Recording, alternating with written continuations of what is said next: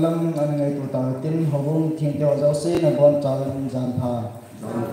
giàn phái một xã vai hoặc thiên châu lục na chẳng hành lăng cho nên cũng hai cái mình chọn điều program trong trà sinh hoạt hàng cái hồ lâm cái đình hi lệ bùn hồng mong thằng kê mà không tan cái phần tao là này đình hi tu tiếng hi là xã hội mà tiếng tôi hình xin gọi là hi bùn hồng gần như hồng tiếng và chơi la yêu đi ông tin thúc pi hi iban helien thúc phun phan ong thúc pi cái chơi chơi hin so mà hot to anh ta phát sim hồi hi hàng đó nó học một pan này tin ama cái chơi là thúc phun phan ong tin thúc phun phan ong cái chơi là cái khả năng tao là mấy đình nu đình này ông tin tuôn mà dấu xí cái phần này đình viên tao nó mang đình nu tình hình đi phát thành viên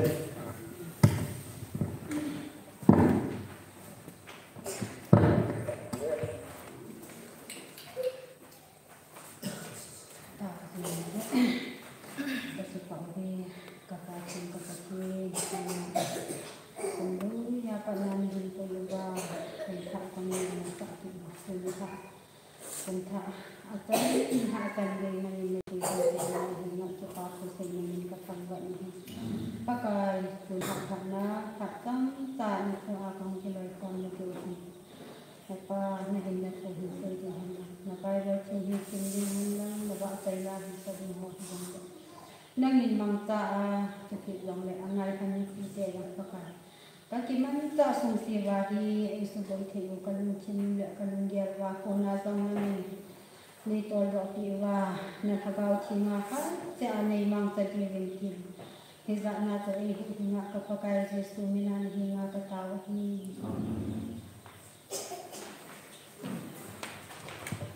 Lumun umta tau na le thangwa na tau na nam pyo no ting hi chunga to pa thu se ri tun pathin wa chai la som chan ta na sa tin lalam kai ron nam kai ri la lalam kai ro phat kan pe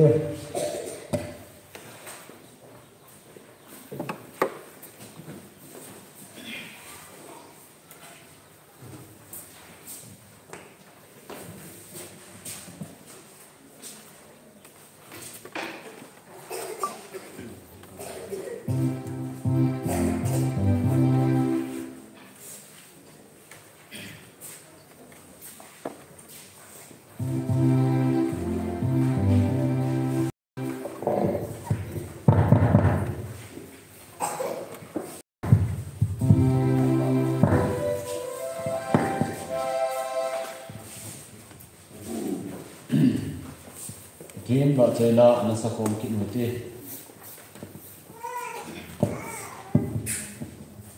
vanoi kam tin chol si tin aloi cheu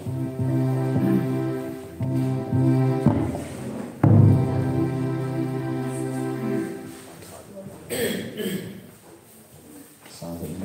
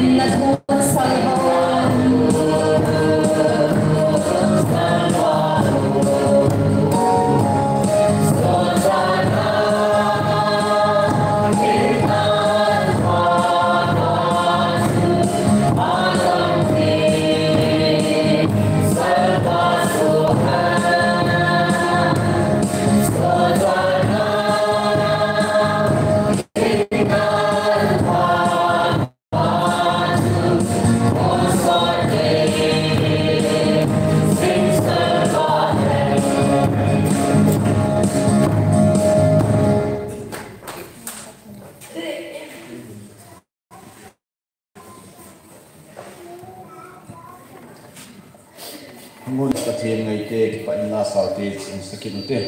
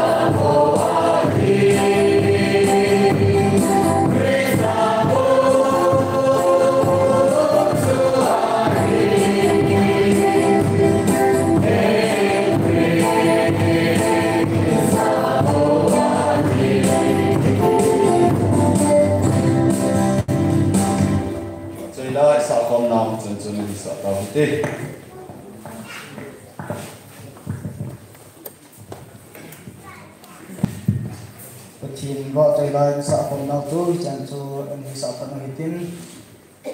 program rồi chẳng cần sinh tan dòng lời khát lời sinh hoạt anh này tin cái tê còn để hậu long cái những hi gồm hàng mong thằng cây công tan cái phần tao này hi nút tin hình vi anh cái trái tan mi pila xã phong là dòng ông cái trái tan thuyền sinh độ này hi gồm đơn như lồng hình tin vợ trời la sẽ đi hi iwai đi lồng hình tin cho lẽ pachin vợ trời la sẽ đi hi dan thupi hin thungdo di iban helen hin thupi kete chele soma ho hin an chang kho sim ho hanai o bong pan hin pi tin so pa le pon pa ong tin chele ke kana taw ni ye no de nyang hi hin tun item ban chalu tin ko hin sing do na gu dang ni la ma pha bi ding kan to we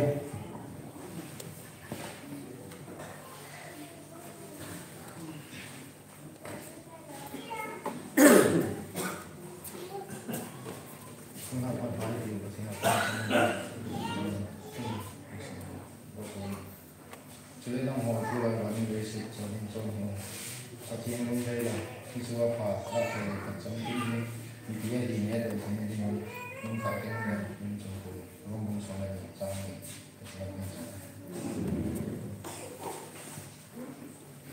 Pachin tu hin kilata in sin do pure buhang dinner suna pa tu pomogin tuan pachin wa chela seding iwai di ho kain kowe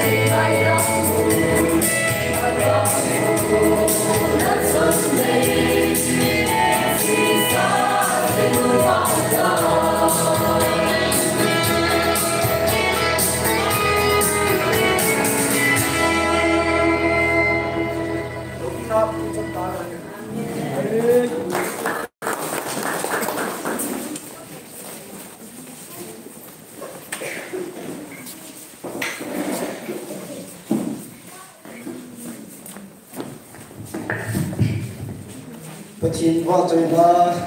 tuk ta le nei tan sa pyo i wa di ko na ta pu ko ma gen tun tu pi la ma lu du tin tu pi sai ding i ban he din pachin pha the bu na chang kum le ru na bom ta pa ta ding ama pa ta de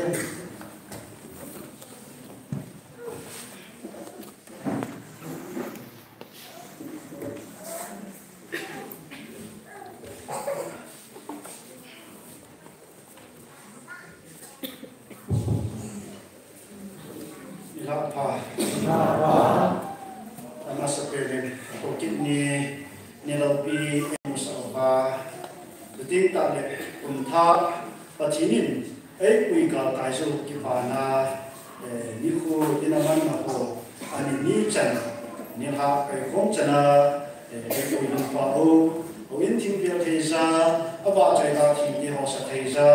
ti ta ma hi da tu wa ki ho ni khom the ni na ai kui pa pa pachin thang pa na kai bi mo sa ne di sa ni tu chuma worship team ho chúng ta sử dụng cái sự tình là về mà đây là gì trong cái thì bà tụi kênh xây dựng và thì nên có thể là phụ hành năng sẽ nhìn cái kiểu gì và lúc mà cái là kiểu gì cái bằng là cái mà lại là những cái sự các tổ rồi thì nó cái bằng cái mà rồi thì nè và thì bác tụi bạn sao hay không cái số này nè và thì thua cái mà trả không nó nổi gì thì mua ra trên trong tu kai ni kai sei kum tha Christmas kum tha ho hi ko ba hin inamong jing si ko hin ke dinga sang hi yewa ko na sha kum hi kum som thum le kum ni ka din di hong hi ta de ji chu hi den ai ya la chung ge le han kum ta hin mong kum ta na mon chu hi ho hi pa chung bi mong ni na chỉ có mà cũng thắc các bạn nào cũng là chỉ tập bằng gì bằng cái thắc này thì cái xây thì cái cũng thằng này cái xây thì cái hồi có xin nhưng mà trong cái đấy cái gì mà cái kia này cái kia nó khác đồng tiền cái đấy sao cái chỉ tôi cũng mà cũng thấy mà nào cái điểm nào vậy thì cái tập bằng cái kia này xây thì cái ấy bằng thắc là nào ta sai đấy các câu là mà cái siêu nông vào tôi hiện thằng này thì cái xây của nó mới tiền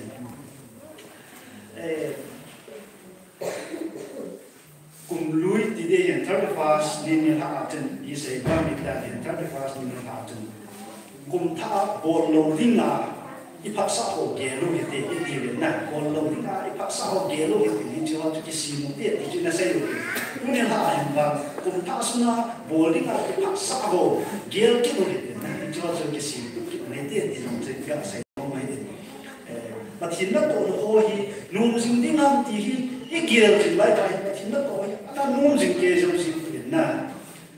họ rất là mong rằng ông gì ấy thì mà hiện đúng thì mà cái bà nó mình này ya tổ chân này cái các xã hội chân nào thì thôi cái bà nó này ấy thì mà họ rất là bác xã họ rất là họ thì bà nó dùng để hình chú thì các sẽ của mình thì chỉ là tiếng nào chân thì phần thì cũng kể ra bác xã có mà hình hối hình mà nó đừng bà cái cú sẽ đi mà na hi han lang ha sat la hi song le tua lam tu thei ni nga ki bum sa ni hin tu kum kum bula ki bum chai hi ding yin ni pa ka ni ki ti ni hen tu ni la pa thiên tu yin ina sim do ding ne ba ni ki te sa che hi la chen ai sai ya bum so nga da ni chang ni na to FSC bum de chang so ni kum na chwa ina sim do ding ki te sa bốn bộ xuân năm mun ít kệ liền thấy là cái ngõ chân hà cao đồng thiên cái xin tu ai đâu hà cao đồng thiên mà cái tháp xin anh ai xin cái chuyện này ngã chân cũng như là cũng biết được một vài cái sao chứ là hà cao đồng thiên nên cái tháp xin mình thì nó sẽ được một cái hình này sẽ để tạo ra một cái gì với cái bảo vệ các bạn các chị nó hay bạn nó sẽ làm một cái chân một và gần bây giờ nó hồ mình thiên địa họ in na to ki ni lo pi ma sa pe na ma nei mo sa wa kum tha ka dim na wa ni chan na ni ha ke ko chan na ma nei ku ru du wa ta le nei na tu me tu khong thai ni nga nei ko sa si bin men thing ka thang wa e na ha cha tu ta le na sai sui pol na man cha sa si na men thing ka thang wa e du ni la a hin nei na tu ka hin sai ka hin kia ka hin me na ni mo wa na la tao thi nga ma ne u bi din min pa kai se so ni ka tao ve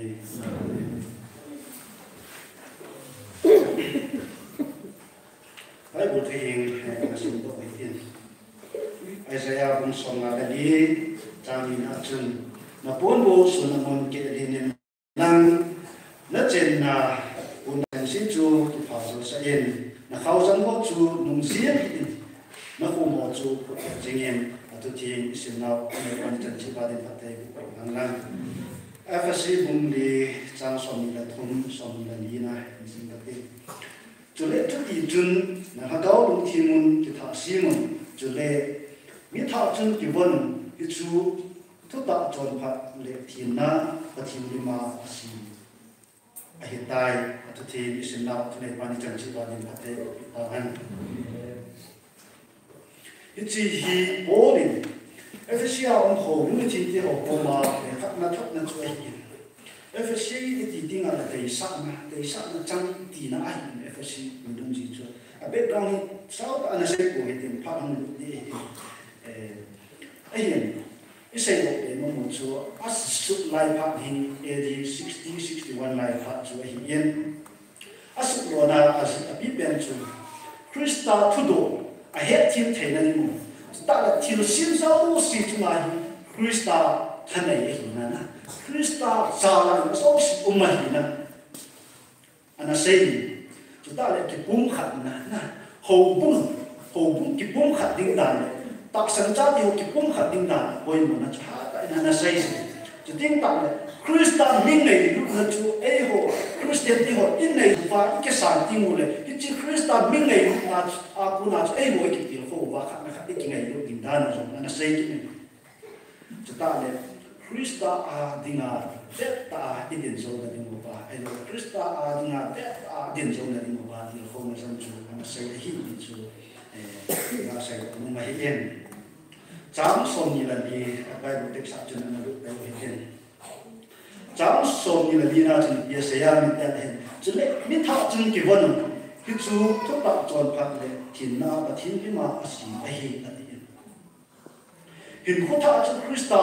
hiện khúc thạo mình thì phải sẽ cho nên tròn phát lên thiên na gì ấy hiện tại thì bị cho gì mà thì cho nó gì mà mình đã chân và thiên đem vì anh gì mà chân thúc đẩy tròn phát na thiên na bố lên sẽ là gì vậy na hiện chỉ thiên na lên sẽ là gì chú miền đến và thiên đấy là hiện quên mà nó phát tròn tròn xịt na phát lâu nên chú âm mà này chú nào ông mày hiện chỉ và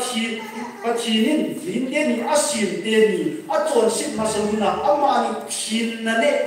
thu tập tròn khát na dim hình phụ chú khi tập bằng cái xin linh chú cái này thấy là đi một và cái chú cái này là đi một và chú cái cao đồng thiên cái tháp sinh chú quay một cái hình chú đã xây dựng cái chú cái này đi một hâm mít ya là chú Jesus Christ hu hình phụ là lên và cái sản đi là chú cái chú tập bằng thiên là lên tròn khát na chú ai hoa chú ai tai thì chú đã xây dựng nông em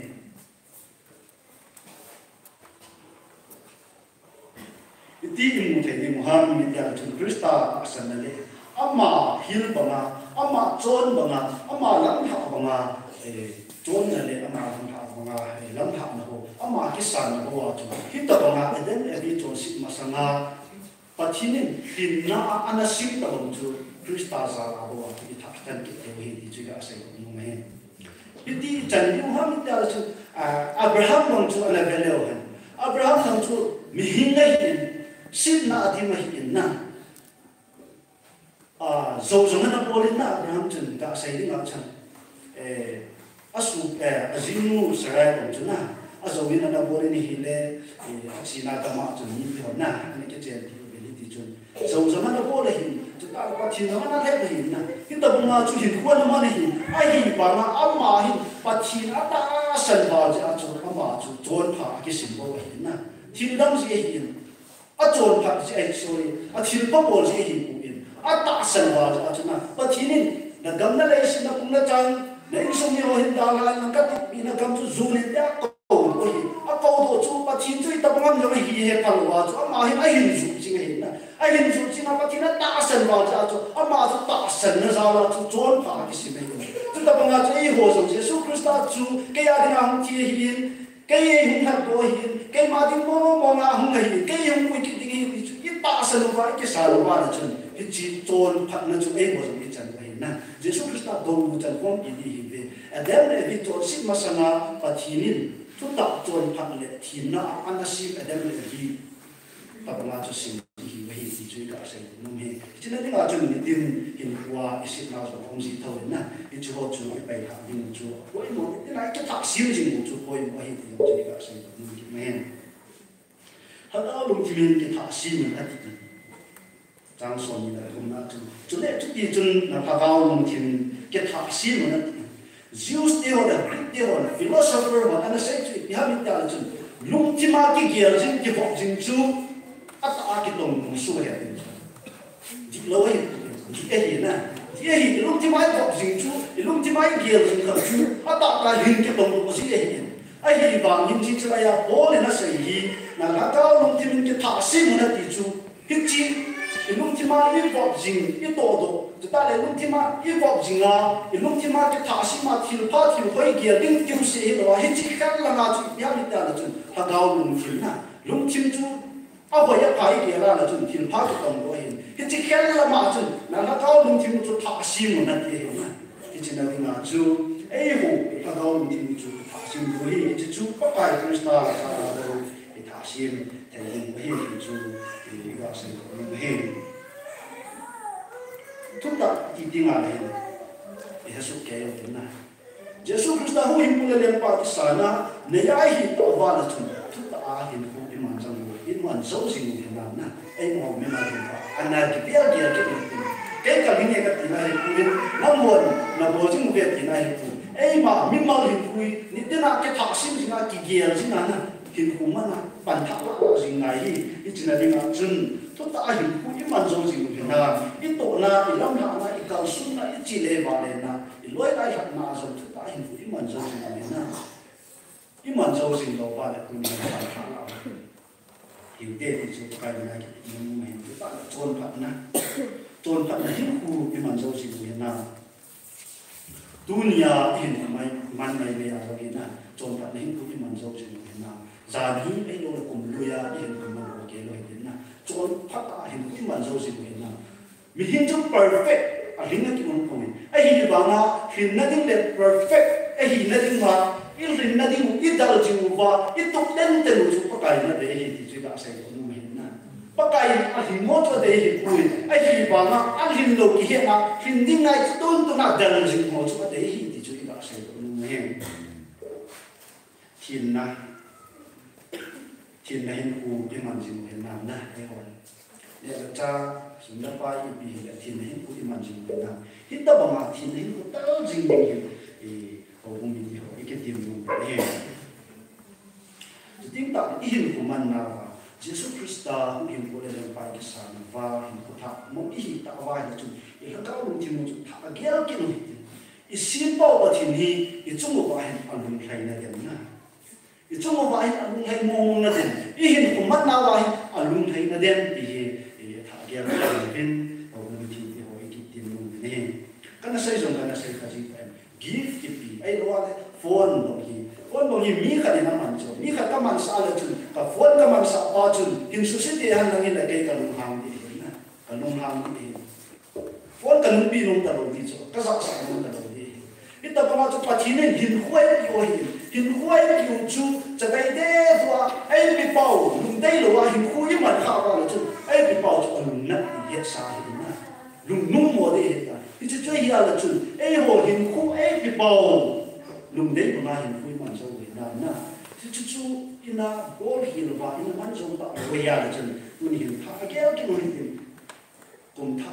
ปะทินไอ้ปุยกาไก่ได้หินจนปะทินได้มาหินกลมมันไทยหินทงมีทีที่เขาหาเรื่องที่กินมันกินไม่เห็นพอเราลงทีมเขียนไทยนั่นที่ไอ้เราเลยลงทีมทักเขียนไทยนั่นที่อาจจะที่ไอ้ยังมีแต่จนวันส่วนนี้เด็กคนนั้นวันไหนเราเลยวันในด้านนั้นคงจะวันนี้ไอ้เนี่ยตัวนี้เราเกี่ยวกับที่เราประเทศเราไม่ได้เรื่องเกี่ยวกับสิ่งที่เราลงมาได้เกี่ยวกับไงแต่ที่จริงแล้วที่อาจารย์สุนัขเกี่ยวกับนักสู้ผ่าอินอาบานินเขาเป็นเก่งแต่ที่นี่เขาเป็นเกี่ยวกับเราไทยนะที่จะช่วยที่แต่บางเราช่วยวันทักอีกเกี่ยวกับไทยนั่นนะอีกทักสิ่งไทยนั่นนะจนวันเขาช่วยไปหานะสู้ผ่าไงที่จริงแล้วที่อาจารย์เราลงที่มาอีกทักสิ่งไทยนั่นนะจนไปหาที่จนเขาเป็นเก่งนะchỗ chỗ nhà mình đã được chọn xin na thiên lâu na phát lâu na cho hiện naแล้วเราที่ไม่คิดถามสิ่งที่นี่ว่าจะสู้คริสต์แล้วมีส่วนสิ่งที่นี่ว่าจนที่จะสู้สิ่งที่ไปหาสิ่งว่าอินเดียบอกข้าอาหิจงเลยจนเหตุผ่านจนที่ไปหากิจสิ่งว่าจะจู่แล้วมีส่วนผ่านเลยอินเดียบอกข้าอาหิจนที่ไปหากิจสิ่งว่านะที่ไปหาสิ่งเกี่ยวกับไอ้ที่จู่ที่เราสิ่งนี้จนสิ่งขัดไอ้เราที่พัดเราขัดจู่อินบอลที่มาเลยจนจนสิ่งดังขัดที่งาการเบียนให้ขัดสิ่งนั้น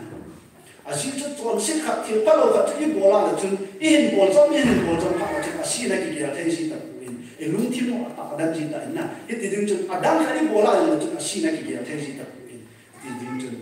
จนสิ่งขัดที่พัดเราขัดที่บอลพัดที่พัดเราดังอะไรจนการเบียนสิ่งจนที่พัดเราที่บอลจนเหตุที่เราจนที่จนที่ไปหาเราจนที่พัดเราตามตัดจนกี่ดาวเราเห็นนะ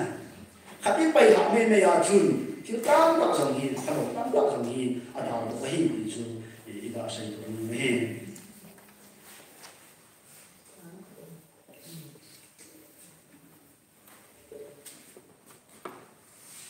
จนสิ่งนั้นอีกอย่างสิ่งว่าไอ้เราว่าเนี่ยจนสิ่งนั้นอีไปหาแทนนั่นที่มันว่าจนธรรมชาตินะเป็นลุงที่มุ่งนะอย่างก้าวลุงที่มุ่งจนอีท่าสิ่งมุ่งว่าอย่างก้าวลุงที่มุ่งจนอีสิ่งมุ่งว่าสิ่งต่างๆจนอย่างก้าวลุงที่มุ่งว่าจนสิ่งว่าที่พัดเราจนอีกอย่างว่า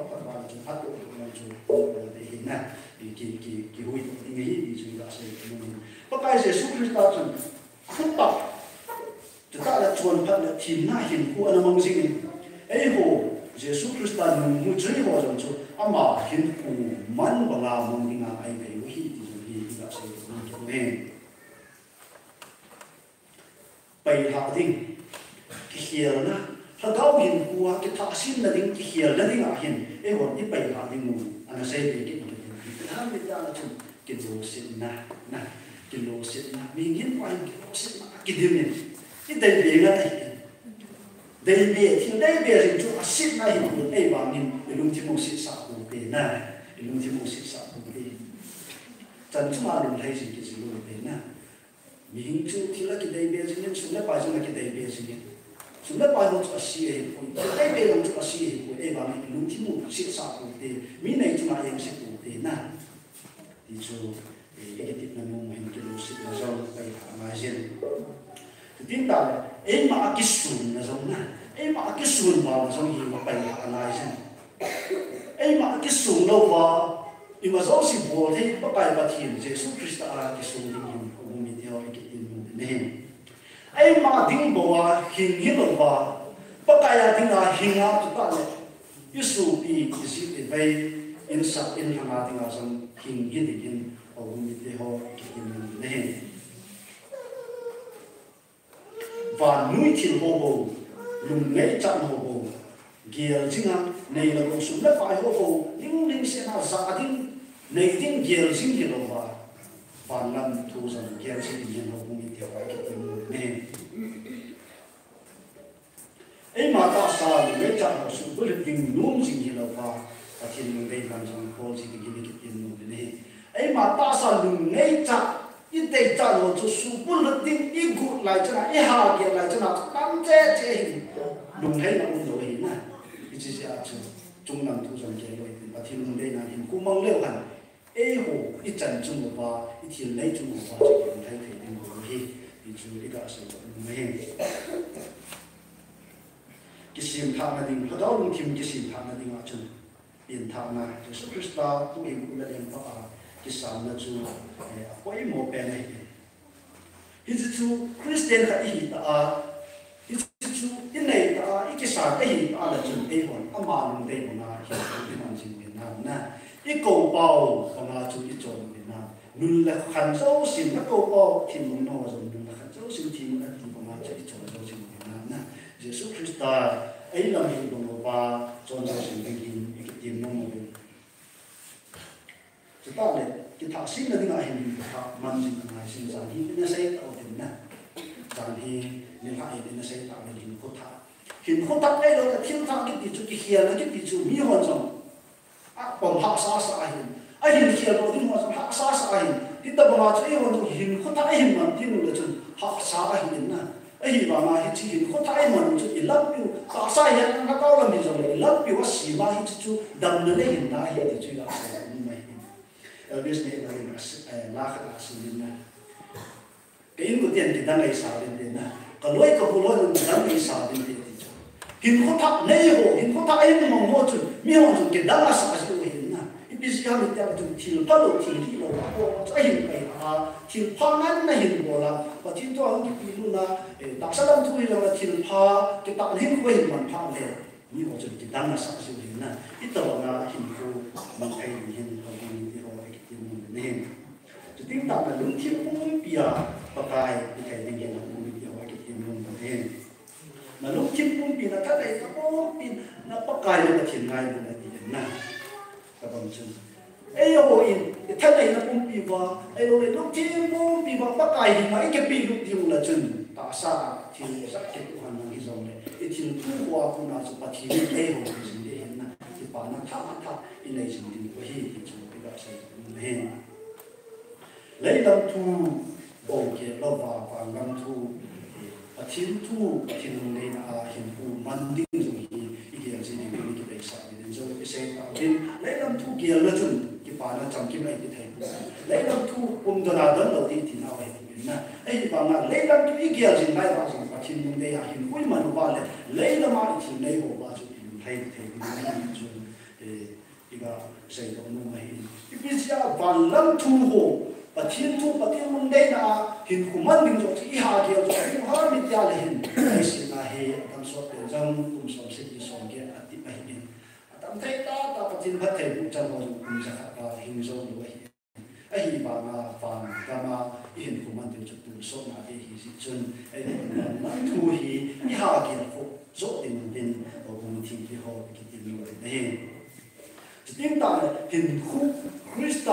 ấy là nó đã luôn thì một cái thắc sinh là đi vào chân Jesus Christa là cái điều sao này nè Jesus Christa là cái điều sao này Jesus Christa master bảo hình apa cái bảo hình này mà Jesus Christa hình xây gì họ cái này sẽ nè cái điều sao này hình cụ chú phát đạo hình qua cái thắc sinh nào này tiếng ta là hình của hình cái bảo thu xây là tâm sao này phát đạo hình qua cái thắc sinh nào này cái bà thu xây là để vợ chơi nát thằng vợ này in của vợ làm sao để chỉ chơi là chân bắt cái mình đây thì cái chuyện là xây được như thế bốn bộ xuân là muốn đủ ý kiến là đi một vài hình mà cái này rồi kiếm được hai mình xây ra Jesu Krista azum ko ding na Jesu Krista azum I ko da chanu ba hi la chun ipun bu sun na mon ba su ilo hin ding ba hi na ipun bu sun na mon chu ilo hin ki thai na ding ba chun pa sa zong ikip pu la no ngai sin na I hum I pu cha no ngai sin cha ta in chen nang hi zong na để các sinh con trong để các họ sinh mai sinh và chỉ tính tạo là chừng ý nào phải không kịp nhưng là chừng chỉ phải hàng năm kịp ý nào nữa nè bốn bộ số là môn chủ thì pháp luật là mà bốn bộ số là cái liên quan đến thiên thân là mà sao là mà bốn bộ số là môn cái liên quan đến chủ cái môn hèn bốn bộ số là môn cái liên là những là lô hình thành là những là chừng cái thả sĩ mà ngài sinh nè mà sắp đến thì luôn thiên môn thả sĩ một luôn thiên môn thiên pháp thì luôn thiên tính tạo chừng cái đó luôn thiên môn thả sĩ một tính tạo chừng lô hình là ít chẳng liên bốn bộ số là môn và chủ giáo ta ni giáo sĩ cũng thế na ni hồ in trong ấy à ấy hiện tại tin là chúng tôi đã hiện thấy mà ni hồ cái hồ là này thế thì cái trận chúng tôi hiện thấy nó là chuyện là cao mình thì cái thả sinh và ấy hồ rồi những tin nào cái chuẩn sinh nào cái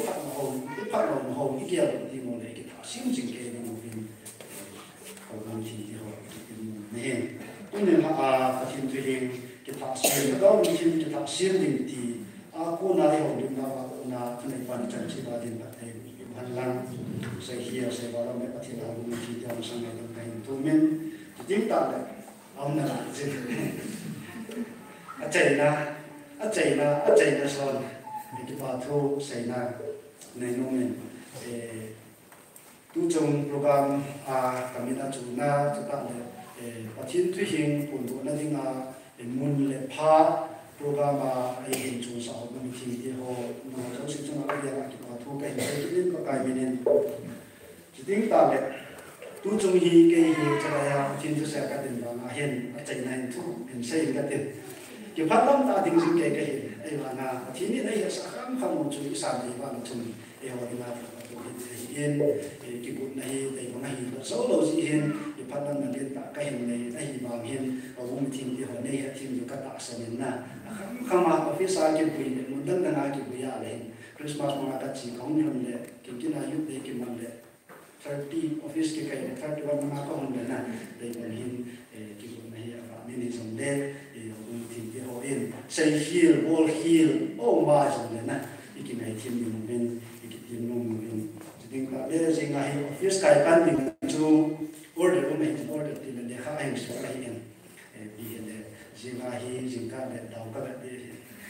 seti ka thon ka le ila wa ka sa thai ding ka thon do so lo wa le chen office ka ya ka chi de ta ka mun thi de wan min he thi ki ding wa ka hi mun ki na he ke ma ti chen chi ka le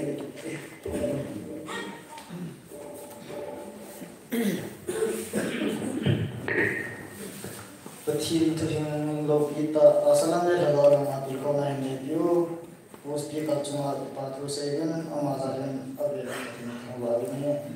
tu yang pun pasang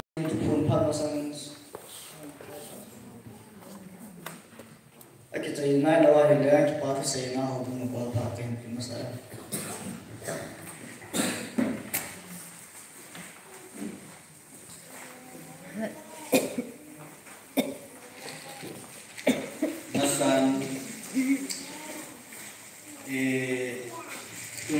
speaker tuwin oin ko aldan kaidin ain tu in iti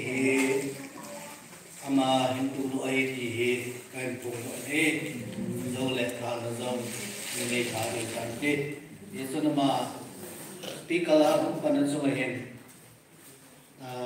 til kisan hi ain tu kinalizing ne le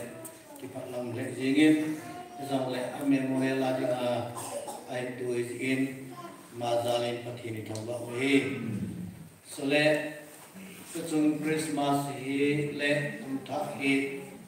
Imanao Tulang he Adi in and me one holloy so I hit keep up singing Amaho he Nazong de Bangamang Taylor. I win maybe near something or Tui Tale itu tak ikut Kristian amo ho zo si chunga hobung mi pi ta khelin ki pa thu kan se e sabana ni chung ho hi kana se da ta lu dai pe pal te na hung pang nu hi ke ma hi ha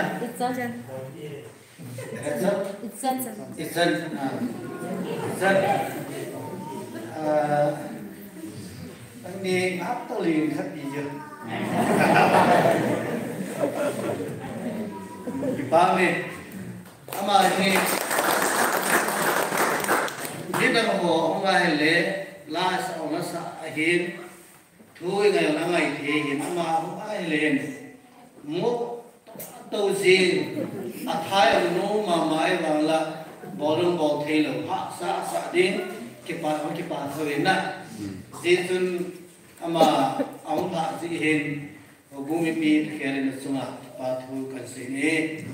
mili pau di ba cái thau thì được yên có lắc lệ vui được đi pau cái gì cái du lịch lên ai sẽ sao cái đấy xin tin đó hội nghị cái họ cái bằng sang anh đi tàu biển rồi lệ tu sum mo tu na kipi Christmas speaker ho in amo hi in bachai present ma sam ki bol ki lo ai in athen zala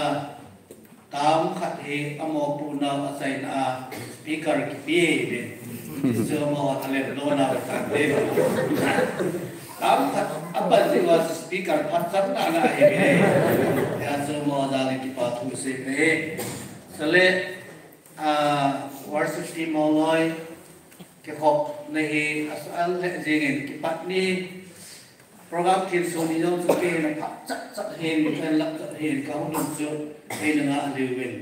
yesun enga na ta kilanin tin so na kaban zo tu so no ai ai mak panawen sinia ki patsun ke kai khom si le hen atam zo hen phat patau nahi ilak no diu ka ta sare Yesu tul hai su al loi tam ki na e hen i jong le amo hen ki tu ta in worship ti moi apa noi la wen me pi la lam kai na ho man ne le amo zalen ati tang ba wen mo so ki pa thu sin e so le phat panita halang ai lo len jik sa si ta halang ba sai la so ho si yo bungin program ki mang ông kia thì họ thao dấu xì đâu nó xì mò cái ta hay là cái dòng lệ Yesun hubung programa ki go ho dấu xì apa đừng duy trì anh lo thì và na bỏ dấu thì bên hubung ta kia lên nó chung là ba thu kan sayin mấy pi ho dòng Christmas là cũng tha hi lung lo ta cái nó là mà kali nó ba panela hi cái kia là cái pa cái gì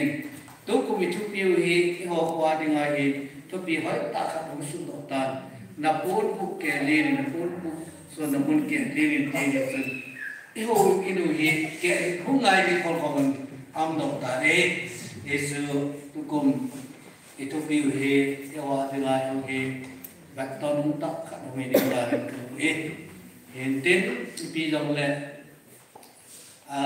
tadi sabtu lah kat nila zeng hobung suara dekat merah tu cuma kita tu sih noho in bol zap tawin. Jadi sudah saya ni tu nila tu sung tha let lui speaker ipan view event helin hi hobung sung mi zeng dong la amal kar man bare puwe. Ya hi ama hi azul binan sein atau noho zong abing ziin ama pu na zong biểu gì thế riêng dia su cùng lui thang lệ cùng tha speaker đi na bu đây in phát là mong thế riêng dòng lệ phát dấu xiên sai san riêng đi cô phát cái này nào thì dòng lệ phát đi các khi cái phong nào cái sai na riêng các điều san bu suy đi ngay in ắt sai na đang phát kamai ra cái phát thu cái sai va thì bol cái bol của ngay đàn nó min dòng lệ program want to sai này lúc ấy dùng sự hẹn thì tin bây giờ là hẹn đến cái pa nó cái pa cái lúc tắc mê lệ thâu ta không in lạc thì gì bên hậu bung cái pi thà kề lên xuống cái pa thâu cái xây cái pi lòng lệ aman cái pa nó cái pa em xây ina vay him sa anh đòn là đinh sumi tiệt đòn sa đòn hộp nô mà đòn thì đinh thì hậu bungin sum tham sa cái pi đòn nô min aman dòng phát hiện ra lên yung san ibentin ama tunga ti pabolin tam piu min ayen la iboldo pugin si kansa upan na sunga tuna ki patlupi na ini na ong tinaman yung san ti pamiti let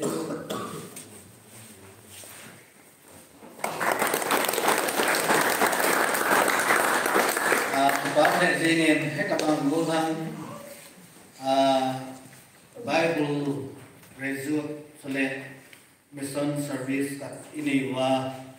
putsua yon zong iman di subin kipang ne jingit esun kita bangki obum sungai zong kisiating idejin ayla amahi gasu idejin mazalin pathiri thoro kipahu kan seina kisan suintin sekir sribar umale xây nó là mai là tingin lao tin cái xây kalau honzo cái ông ấy xây thả nai thì lao là xây khi xây ba la mai là thì mình cái ngày là một thế sản xuất thành thế thành tổng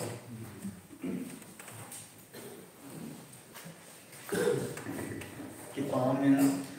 tuân thu phong phật ông mình đi cái pan mình kinh trang này là lên mà là phun đi ngà luôn nó bay mồ khô ông mai để phun đập phật có cái nói thu phun phật cái chơi là recording tên này phật anh phải làm bên ngà mình cũng là sẽ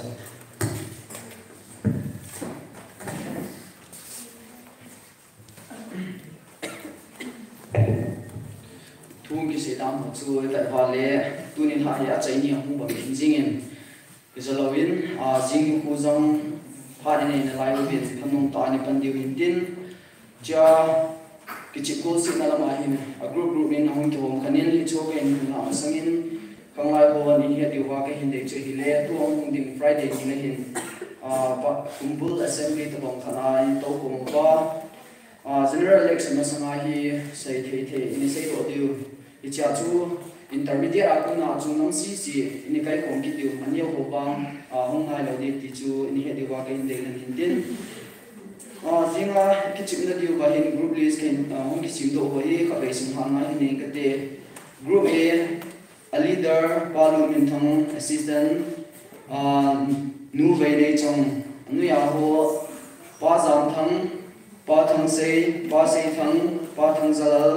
pa su min thang nu dei ring nu tin hing nu tin khulin nu tin khunem nu về đây trong nu lun khunem buhang zamin thang buhang le khutin lin buhang ma min thang buhang lun min lal buhang zam tin sei buhang mang pi lun buhang lal ngam buhang le goman buhang thong min lun nunga lam nei kim nunga ning choi hoi nunga lam thin ba nunga hing hoi thim nunga lam nei ni nunga mai nei hoi group b na captain hile pa nu kulal tin assistant nu khol nei chong manu ya ho mani ya ho chile pa zam lun pa thang lin pa nan do pa sisim pa to min lal nu ha chin nu de ni nu boy neu nu hoi neu nu khol nei ba nu tin hoi lam buhang jam